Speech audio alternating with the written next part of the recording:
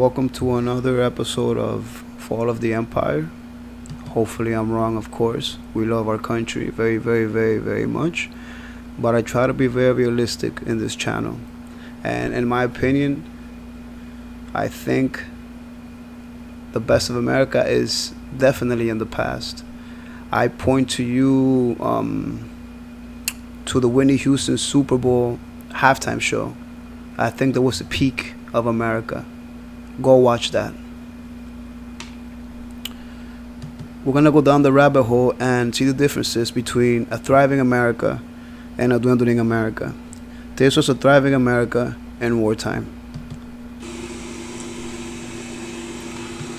This was after we defeated the Nazis and we went over there to police them a little bit to make sure that, Operation Paperclip went okay, and to make sure that the Nazis did all their work for us and not with in between them, so that Fourth Reich wouldn't rise again.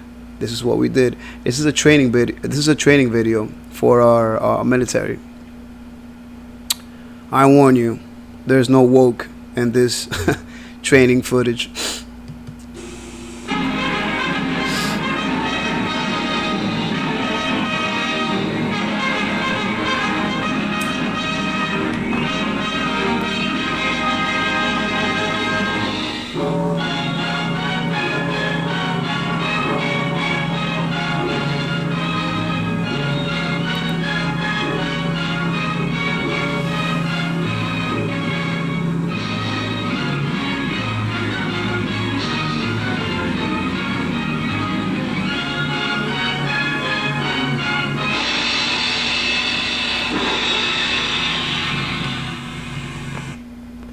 You're about to see here simple,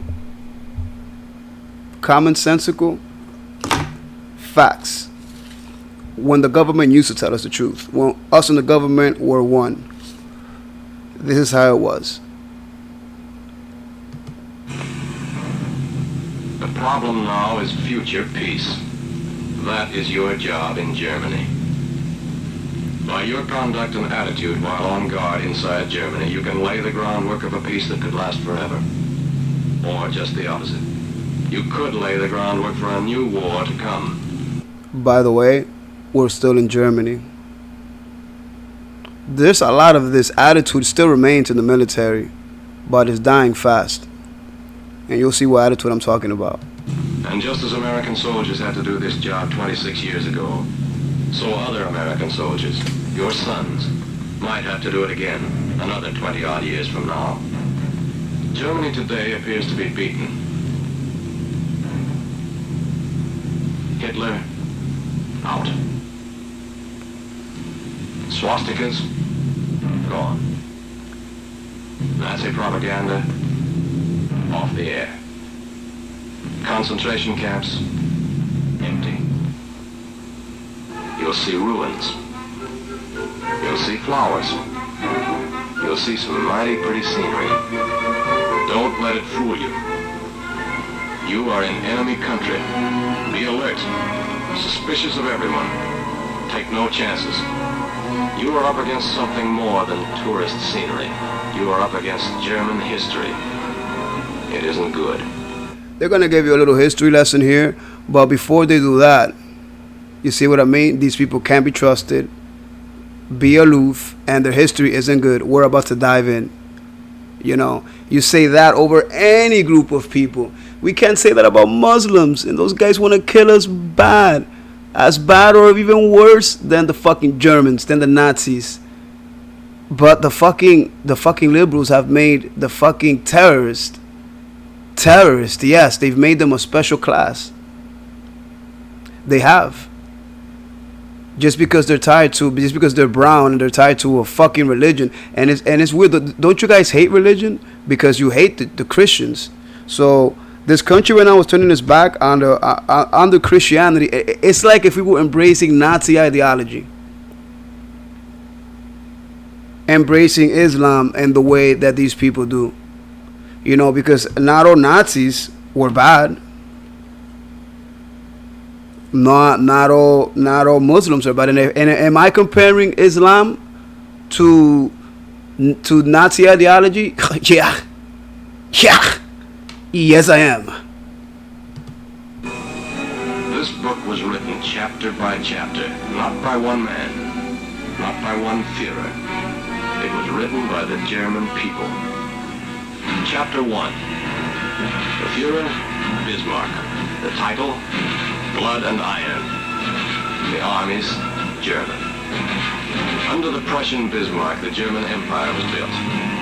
The German states combined, serving notice to all that their religion was iron, that their God was blood. Bismarck's German Empire built itself by war, at the expense of Denmark, Austria, and France. Germans can fucking fight. Germans can fucking fight. Germans might be the most formidable group of peoples ever to walk the earth. They're definitely up there. Do your little history on not German warfare, but how the Germans have shaped warfare all over the world. Study that real quick, and you will agree with me rather fast. And became in 1871 the mightiest military power in all Europe. Enough conquest for a while. Time out to digest it. Europe relaxes. The danger's over. Nice country, Germany. Tender people, the Germans. And very sweet music indeed.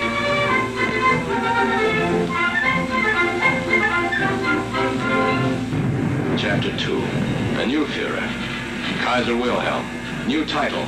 Deutschland über alles. Germany overall. And the same tender German This guy wasn't so bright. Wilhelm. people smacked us with their World War I against Serbia, Russia, France, Belgium, Italy, Britain, and the United States of America. No apologies. Not putting sugar on top of anything. These people are traitors. They do it over and over again. And now they're fighting us. And you saw how they put the United States, so you can feel it. That's called unity. It took all of us to do it. But we finally knocked that Führer out. Defeated the German armies. Second chapter ended. We marched straight into Germany and said, "Why, these people are okay. It was just that Kaiser we had to get rid of. You know, this is really some country. When it comes to culture, they lead the whole world." We bit. We poured in our sympathy. We pulled out our... The Germans kind of do lead the whole world. They're railroads, optics, saxophones, pianos, engineering, spaceships, weaponry. We already talked about how good they were fighting. Militarily, they're amazing. Their IQs are high. They're impressive people, which is why they've tried taking over the world 3 times. Our armies. And they flung chapter 3 in our faces. Führer number 3. Slogan number 3. Today, Germany is ours. Tomorrow, the whole world. Oh, hell, this is where we came in. Yeah. This is where we came in. And chapter 4? Could be. It can happen again. The next war. That is why you occupy Germany. To make that next Pay attention here. Tell me if this could fly in today's America. war impossible. No easy job. In battle, you kept your wits about you. Don't relax that caution now. The Nazi party may be gone.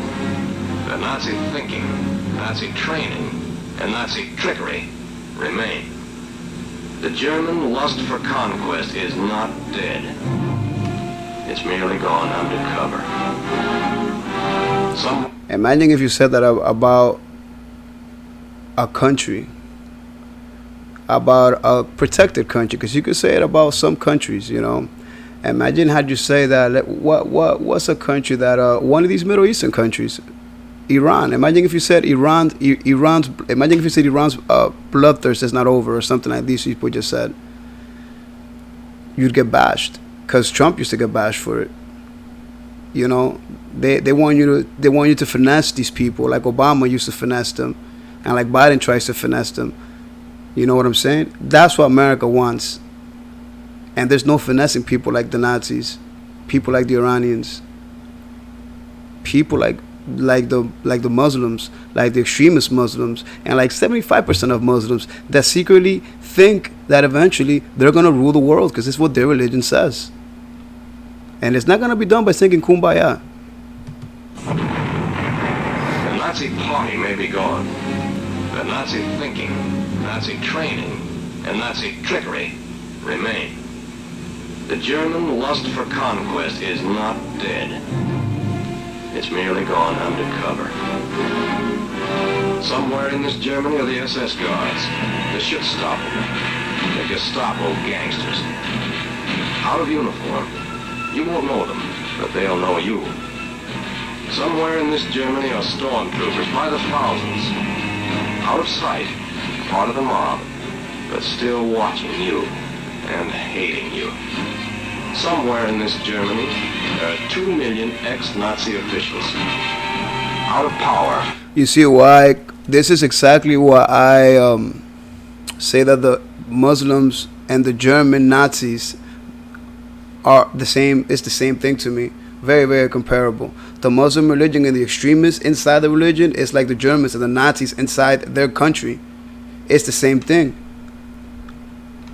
Imagine if you said this about Muslims and it fits like a shoe. Out of uniform, you won't know them, but they'll know you. Terrorists. Somewhere in this Germany are stormtroopers. Somewhere in the Muslim religion. Out of sight, part of the mob, but still watching you and hating you. Somewhere in this Germany, there are 2 million ex-Nazi officials. Somewhere in the Islam religion, there's 2 million terrorists just waiting. But see, this video might get taken down for hate speech. But we all know what's up. But this is what the empire's done, because we're not allowed to defend ourselves like this. We're not allowed to tell our citizens and our soldiers, yo, be aloof. These people from far, with a 10-foot pole you treat them. You gotta be careful, because they're part of our enemy. They're part of our problem. It's not like you're gonna go. They're not saying here to go beat up and to treat Germans like shit. They're saying the opposite. Treat them kindly, but be aloof. You can't even say that nowadays. That would be considered hateful.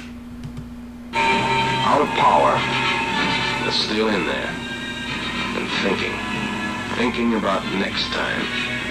Remember that only yesterday, every business, every profession was part of Hitler's system.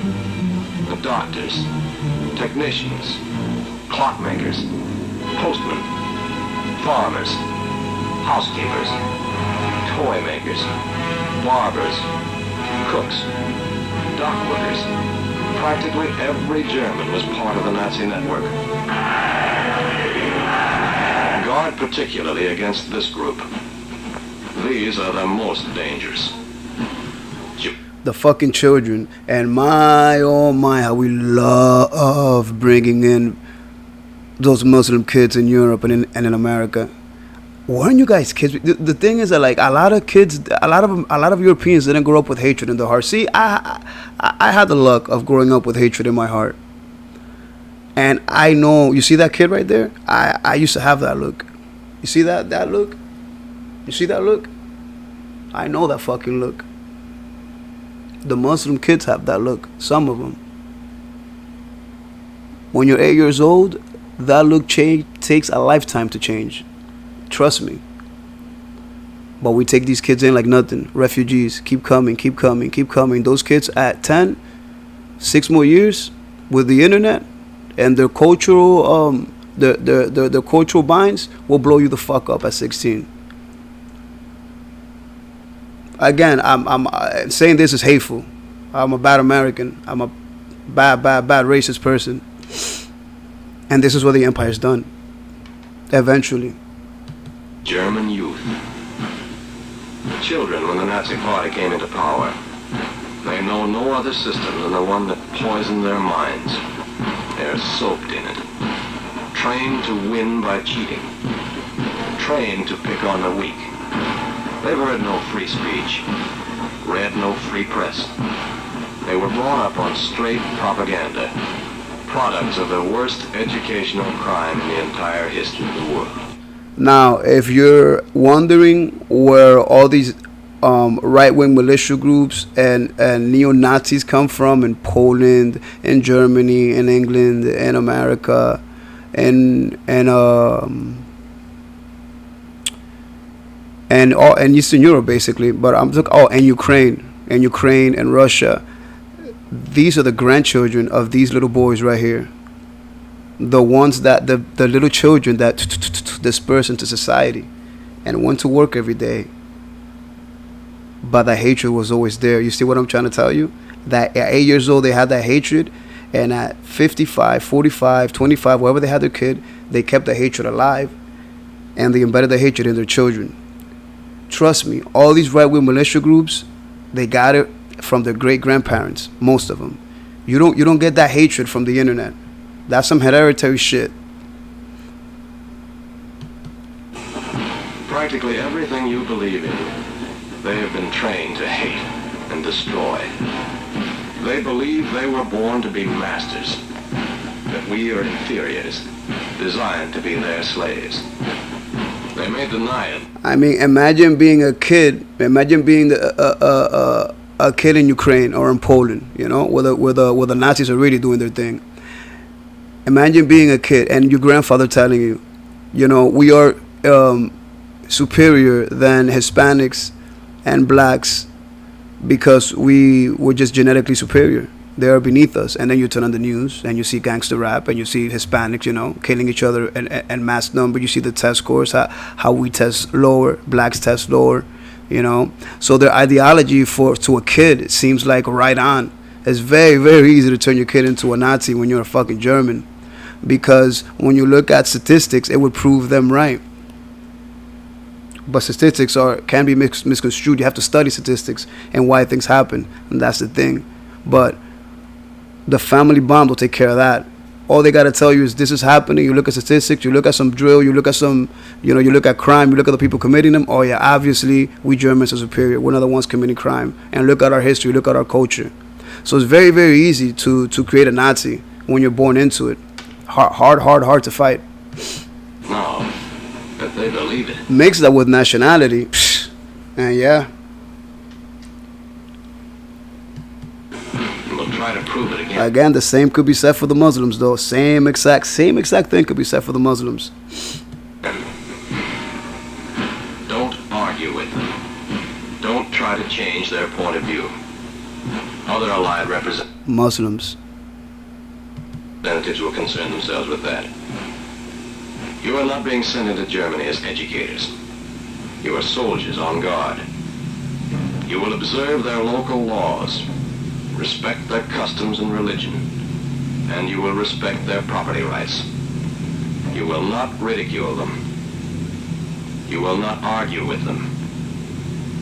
You will not be friendly. You will be aloof, watchful, and suspicious. Every German is a potential source of trouble. Therefore, there must be no fraternization with any of the German people. I agree. But the Germans are no longer the enemy. They aren't the ones threatening to blow us up. I don't fraternize with the Muslims. I'm sorry. I don't. Fraternization means making friends. The German people are not our friends. You will not associate with German men, women, or children. That's a little too much. That's a little too much. I would associate with anyone as long as they keep the ideology away from me.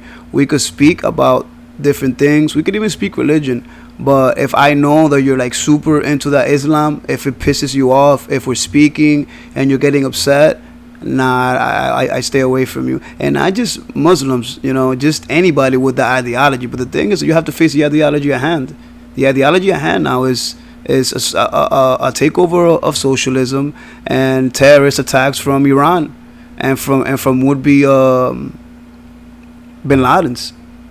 I mean, I'm sorry. I'm sorry. I'm not Ben Shapiro. I just, you know. You will not associate with them on familiar terms, either in public or in private. You will not visit in their homes, nor will you ever take them into your confidence. And Muslims don't want to chill with me either. That's the beautiful thing about them. Do you think a Muslim wants to hang out with a fucking guy, with an American? I don't think so, my friend. You know, maybe those Muslims, you know, that'll give you head and shit after they had a couple of shots of tequila. And you fucking, you know, maybe those Muslims, but those aren't real Muslims. I'm talking about Muslims. I'm talking about Muslims, people that pray 6 times a day, you know, and that when they say Allah, they say, heaven, peace be unto him, you know. And I have a certain respect for Muslims. Let me tell you, I know it sounds crazy, but you know, things are complex. Like whenever a religious person comes talking shit to me, and they're like, "Oh, but my religion this, my religion that," like, listen, shut up. Muslims, those motherfuckers follow their shit. You guys don't follow their shit. That's what a religion looks like that. That's what a religion looks like. Not like you. You're dressed like me. You're drinking liquor with me. You're smoking weed with me. You fuck before you get married. You curse. Get the fuck out of here. You're not fucking religious. Muslims are fucking religious. You know what I'm saying? So in that aspect, Muslim is the religion that I respect the most by far, which is why I also fear it, because I know those people don't fuck around. They live by their word, and their word is havoc on the infidel, unfortunately. However friendly, however sorry, however sick of the Nazi party they may seem, they cannot come back into the civilized fold just by sticking out their hand and saying, "I'm sorry." Don't clasp that hand. It's not the kind of a hand you can clasp in friendship. Ooh, ask some of your veteran buddies. Show them this clip. But there are millions of Germans. Some of those guys must be okay. Perhaps. But which ones? Just one mistake may cost you your life. Trust none of them. Someday the German people might be cured of their disease. The super race disease. The world conquest disease. But they must prove that they have been cured, beyond the shadow of a doubt, before they ever again are allowed to take their place. God, that's an ugly motherfucker. Until that day, Dude. we stand guard. We are determined that Sorry, I apologize. their Some plan ugly for fucking world- dudes, man. For being the master race, these motherfuckers were ugly. Funny thing about the Nazis is that the top leaders, like this fucking guy right here, they're not what they were preaching that the German race ought to be. They're all short, brown hair, fat, unathletic, drug addicts. All of them. And you know, they were saying the Nazis should be tall, slender, blonde, super athletic, sober. You know what I'm saying? So I don't know. These people were fucked up. Just fucked up. World conquest shall stop, here and now. We are determined that they shall never again use peaceful industries for warlike purposes. We are determined that the vicious German cycle of war, phony peace, war, phony peace, war, phony peace, shall once and for all time come to an end. Thank you, guys. It was a long one, but you know, a lot of people are probably gonna be cringing and saying I'm a piece of shit and a hateful guy, but that's why the empire's in trouble. See you guys.